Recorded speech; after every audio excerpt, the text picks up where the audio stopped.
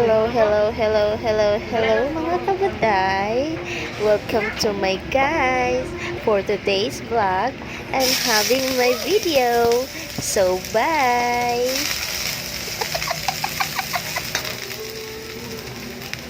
Bitaw, magluto bitaw ko guys. Magluto ko og sudan. So tanawa naman na ninyo. Yun sana nako pagluto kay kapoy explain.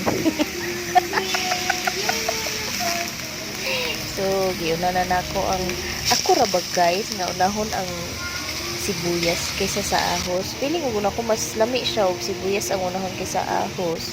Tapos muna to karne, yutangan na nako paminta, tapos yutangan na nako gamayng oyster, tapos gamayng tuyo, tapos ako pa na siyang pahunubon kaya dong musarap, musarap, muhumot, mo to kuraw-kuraw gamay.